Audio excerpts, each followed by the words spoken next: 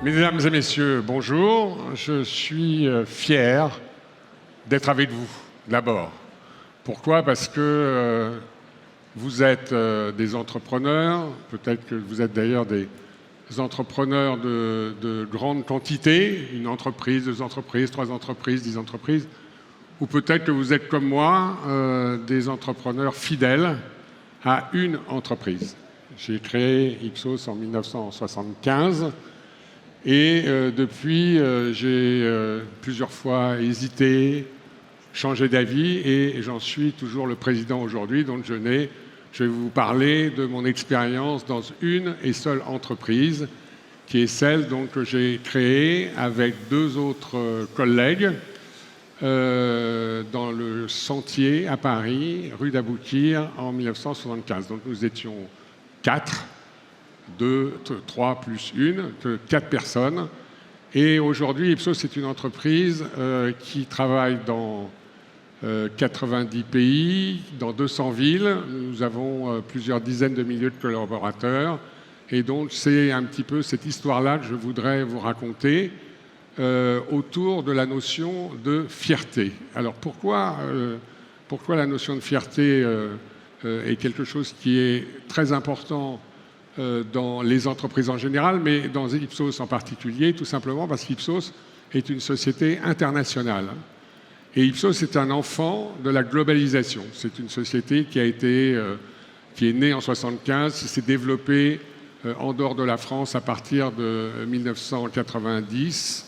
Et il a bien fallu faire travailler ensemble des professionnels, des experts, des personnes qui étaient assez différentes les unes des autres. Donc dans Ipsos, aujourd'hui, vous allez pouvoir rencontrer le président qui est français, le directeur général qui est anglais et les principaux dirigeants et salariés de la société qui sont de tous les pays. Et comme on est de tous les pays, eh bien, il faut bien qu'on ait une langue commune. Alors, on va dire, c'est l'anglais. Alors, en fait, l'anglais est une langue véhiculaire qui est très utile pour travailler. Mais d'abord, tout le monde ne comprend pas l'anglais. Et puis, aussi, ça ne suffit pas pour créer une culture et pour faire en sorte que les gens aient envie de travailler ensemble. Et il faut que tous nos collaborateurs travaillent ensemble, puisque c'est un petit peu la base de ce qu'est une entreprise internationale, c'est qu'elle doit démontrer, non seulement à ses salariés, mais aussi à ses clients, à ses partenaires, qu'elle peut travailler comme une entité unique, en quelque sorte, une entité qui est cimentée par quoi? Elle est cimentée par, évidemment, des valeurs, j'y reviendrai, mais elle est cimentée par sa fierté. Elle est cimentée par le sentiment d'appartenance à une entreprise unique, une entreprise particulière, une entreprise qui peut être satisfaite certains jours, pas tous les jours, mais du travail qu'elle fait avec ses clients, des solutions qu'elle développe, des prestations qu'elle vend et qu'elle réalise pour des milliers et des milliers d'entreprises industrielles, commerciales ou des institutions publiques. Ipsos est marqué par sa diversité. Donc la diversité des gens qui travaillent à l'intérieur d'Ipsos et donc la diversité de comment on fait parler ensemble des Américains, des Chinois, des Français, des Anglais bien sûr, mais aussi des Russes, des Ukrainiens, des Polonais, qui sont des gens qui se connaissent mais qui aujourd'hui peuvent avoir des soucis, les uns des soucis de contexte, les uns avec les autres, mais néanmoins qui sont des salariés de cette entreprise et des salariés qui partagent des tâches, des responsabilités et des valeurs. En 2015, donc 40 ans après la création de la société, nous avons fait un travail particulier sur nos valeurs. Et les valeurs d'Ipsos, je vous les exprime très rapidement, c'est l'intégrité, l'honnêteté. Pourquoi? Tout simplement parce que nous produisons de l'information et que nous mettons cette information à disposition de nos clients pour qu'ils agissent, pour qu'ils fassent des choses. Et donc, il faut qu'ils aient confiance en nous. Par exemple, en ce moment, nous travaillons pour la Banque mondiale en Libye pour évaluer les dégâts que les inondations ont provoqués et donc pour essayer d'évaluer le montant, disons, des capitaux qui seront nécessaires pour reconstruire les zones qui ont été détruites en Libye.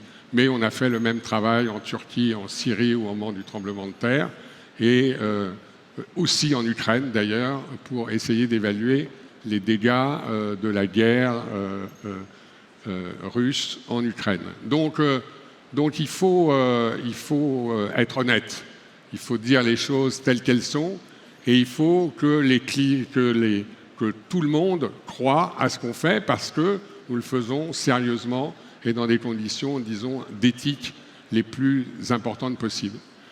Un autre exemple qui nous rapproche un peu plus de ce que vous connaissez d'Ipsos, c'est le cas des élections. Vous savez qu'aujourd'hui, il y a un certain nombre de débats sur le processus électoral. Est-ce que les démocraties doivent continuer à fonctionner comme elles ont fonctionné depuis plus de 200 ans avec un modèle de la représentation nationale? Eh bien, une élection aujourd'hui, c'est très différent de ce que c'était une élection il y a 50 ans. Pourquoi ? Parce qu'il y a le développement des réseaux sociaux, la capacité de diffuser une information vraie ou fausse, inventée ou réelle, en l'espace de quelques minutes à des millions de gens, rend le processus électoral très différent et complexe. Et on le voit bien comment dans une des premières démocraties du monde, c'est-à-dire aux États-Unis, le processus électoral est profondément affecté par le fait qu'une partie importante des Américains croient que l'élection de 2020 n'a pas été organisée de façon équitable. Je ne vais pas rentrer dans le débat, je veux juste dire qu'aujourd'hui, la démocratie vit de l'élection, mais pourrait mourir de processus électoraux mal conduits. Eh bien, les sondages sont un puissant facteur de protection de l'élection et de la démocratie. Pourquoi ? Parce que les sondages, même quand ils se trompent un peu, et ça nous arrive de nous tromper un peu, même quand ils sont, imprécis, etc., les sondages cadrent quand même les choses. Imaginez l'élection présidentielle en France avec 15 candidats au premier tour, c'est à peu près le nombre qu'on avait au cours de la dernière élection présidentielle, sans sondage. Parce que, je ne sais pas, le Parlement aurait décidé qu'on allait interdire les sondages de publication dans les 3 mois qui précèdent une élection. Ça a été fait d'ailleurs il y a 30 ans, puisqu'il y a eu à un moment une loi qui interdisait de publier des sondages. Je crois que mon temps est passé. Bon, et donc, eh bien, ces 15 candidats, les 15 vont dire qu'il y a 25%, que chacun a 25% des voix, et qu'est-ce qui va se passer ? Eh bien, il va se passer que ce sera un désordre total quand, au moment des résultats, l'un aura 25% et les autres auront entre 1% et 25%. Voilà. Donc, je veux juste vous dire que je suis très fier du métier que je fais.